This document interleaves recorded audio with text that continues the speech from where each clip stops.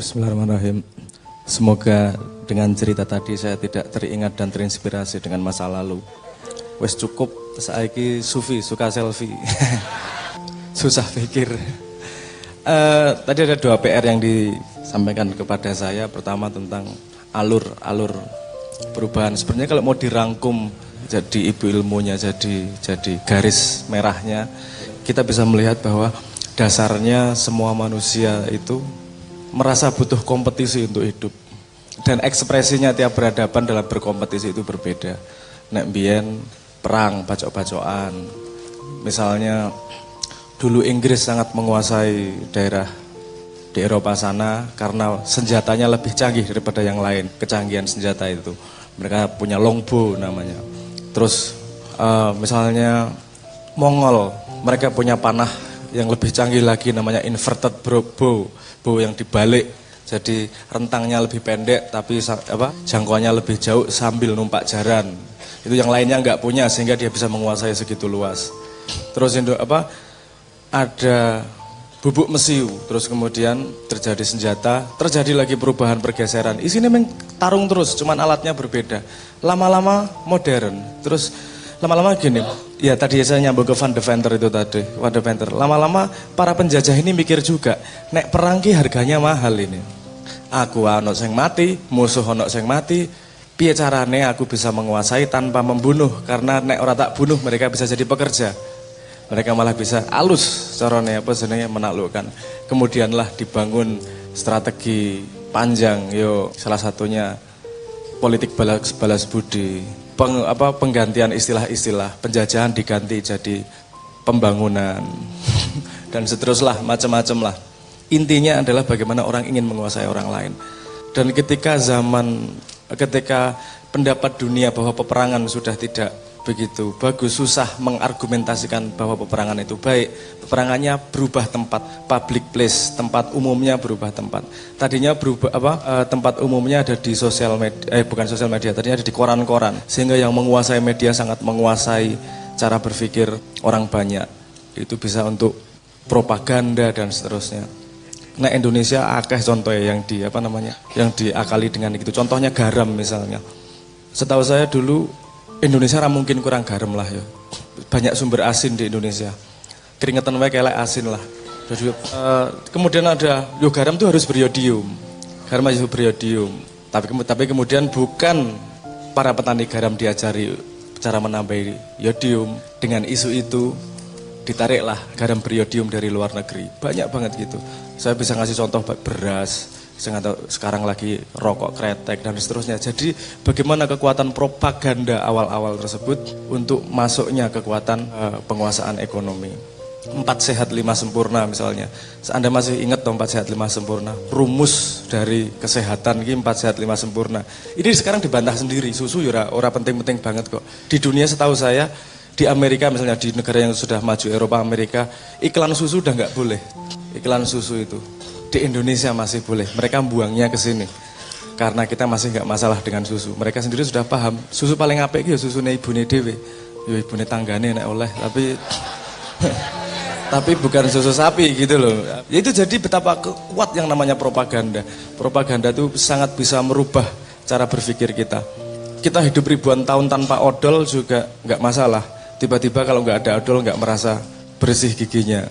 Macam-macam. Caranya sangat macam-macam. Tapi jangan lupa bahwa public place, tempat umum itu adalah cara yang paling efektif dalam peperangan modern.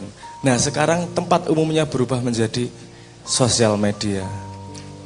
Di Indonesia kalau Anda melihat 10 tahun ke belakang, banyak banget majalah yang mati, banyak banget percetakan yang sudah ditutup bahkan dari penerbit-penerbit besar karena semua lari pada cara komunikasi yang baru yaitu internet. Saya menyambung kedua, bagaimana menghadapi itu semua? Menurut saya sebenarnya Makyah ini yang dibawa Makyah ini bisa menghadapi itu semua karena Makyah mengajari kedaulatan dalam diri manusia. Bukan mengajak kita bersama-sama menemukan kedaulatan dalam diri manusia. Karena manusia yang daulat itu akan susah dipengaruhi hal seperti itu. Dia bisa menyaring, tidak gampang menyimpulkan, bisa menata dirinya. Dalam dirinya tidak hanya aktor, tapi juga sutradara yang mengawasi dirinya dan menertawakan dirinya sendiri. Saya pernah membuat sebuah lagu yang dibawakan oleh sebuah band papan atas Bel. Lagu itu judulnya Memiliki Kehilangan. Kalau mau denger download aja MP3-nya di internet. Gue tetap download toh, tak izin ke sekolah saiki wis ora masalah. Memiliki kehilangan, intinya gini. Kalimat kuncinya gini.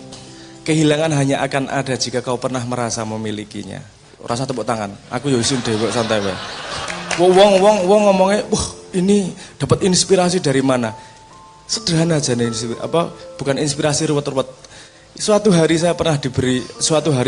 ayah saya mendapat hidayah dan memberikan saya handphone yang canggih. Hidayah itu nyata kayak handphone. Wah, seneng kurang karuan tuh. Karena saya dulu sama Cak Nuntir angel urusan HP dan segala macam. Saya cobaan niki ngono. Terus aku ngomong, "Suarane elek anak pengen suaranya apik tuku tip aja nggo handphone." Asem salah. Layare elek, layare apik tuku TV rasa nggo handphone. Aduh, susah tau. Ruwet kowe dadi anake Cak Nur. Terus jadi oke lah. Jadi makanya kenapa saya sebut hidayah. Suatu hari saya dikasih handphone. Seneng aku rek. Belum sampai seminggu ketinggalan neng ATM rek. Aku ki deg-degan antara sedih karo wedi dikampleng. Jadi rodok aduh asem piye iki yo. Tapi saya ngopo aku sedih, tak analisa. Nah ini sutradaranya bergerak nih. Hatinya merasa sedih, tapi ora trimo sutradarane. Di atas, ngopo ya aku sedih ya. Tak urut ke belakang. Aku lahir nggak pakai handphone. Sampai SMA nggak kenal yang namanya handphone.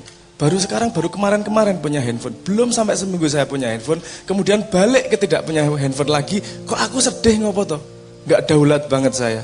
Ternyata saya kemudian memutuskan, iki sedih bukan urusan handphone hilang kok. Ini sedih yang saya sedihkan adalah kebiasaan baru yang saya ambil. Tadinya nggak punya handphone ora masalah. Baru gue duwe handphone, baru gue balik ke tidak punya handphone lagi, kok hatiku sedih, menderita. Lemah temen rek. Ora pantas sebut anak Cak Nun ngene iki. Wah, saya menemukan kesimpulan, oke. Yang membuat kita sedih adalah standar yang kita buat sendiri, kebiasaan yang kita buat sendiri. Biasanya sesuatu yang hilang, misalnya saya kasih contoh yang Anda paling banyak pengalamannya lah. Misalnya orang ditompo, naik pas nembak pacar misalnya gitu ya. Anda kan pernah mengalami itu. Putus misalnya gitu, terus hatinya sedih banget. Menurut saya bukan urusan putusnya, karena dari wong mulai duwe pacar kok. Duwe pacar 3 minggu, baru gue diputus karena konangan ratu adus misalnya. Itu bukan masalah kehilangan pacarnya, tapi karena hatinya sudah berpindah kepada merasa punya pacar, terus susah balik lagi pada kebiasaan yang lama. Ketika kita sudah biasaan nggak punya pacarnya sudah berjalan, sedihnya hilang. Jadi sedih bukan urusan memiliki tidak memiliki, senang bukan urusan memiliki tidak memiliki. Itu urusan kita malas menghadapi keadaan yang berbeda. Begitu juga dengan ketergantungan kita kepada sosmed. Biasanya iso WA-an, SMS-an cepat, tiba-tiba nggak bisa, harus balik telegram atau surat, mesti meso-meso. Padahal kita lahir dari kecil, saya ya mengalami, saya bukan generasi yang lahir digital, saya lahir generasi surat. Saya sering dikirimi surat sama bapak, walaupun nggak pernah balas. Ya bukan saya nggak mau, ya saya pengen menguji keteguhan hati seorang bapak. Apakah mau terus mengirim surat pada anaknya? Lu dikirim surat waktu itu. Dulu nggak ada handphone, nggak masalah toh. Kemudian tiba-tiba saya tergantung pada HP. Ada titit lampu gitu aja, nggak tahan, nggak buka. Iki saya tidak daulat sama diri saya. Sudah tergantung kepada yang di luar. Saya tidak bisa menemukan konsep apa yang saya pegang sendiri. Saya sudah dipengaruhi oleh luar. Gampang percaya, gampang tidak percaya. Saya masuk pada sebuah kebiasaan baru, di mana kamu butuh memenuhi itu. Padahal kebiasaan baru sangat bisa dibuat dengan propaganda. Belum lama ini saya melihat, Anda selalu dengar toh, yang sehat itu makan 3 kali sehari. Betul nggak? Pernah dengar nggak? Pernah dengar kan? Itu diteliti sama dia. Bener po, yang sehat itu makan 3 kali sehari. Ini seorang dokter. Terus dia kemudian melihat industri yang terlibat di situ. Enggak juga kok. Bukan urusan itu. Dia memberi contoh, epilepsi misalnya. Epilepsi itu sangat bisa disembuhkan kalau kamu pola makannya berubah. Enggak harus 3 kali sehari. Kalau misalnya kamu merubah masukanmu yang berdasarkan dari karbohidrat menjadi gula, diilangi menjadi keton misalnya. Keton itu pecahan dari lemak. Jadi energinya bukan dari gula, bukan dari karbohidrat. Ngambil energi dari lemak. Otomatis di otaknya terjadi membran pelapis. Epilepsinya sembuh.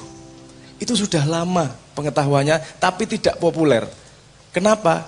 Karena kalau ada instruksi seperti itu, industri makanan tidak akan berkembang, tidak akan laku. Nah makanya yang kamu dengar di mana-mana bukan berarti itu yang paling baik loh sebenarnya.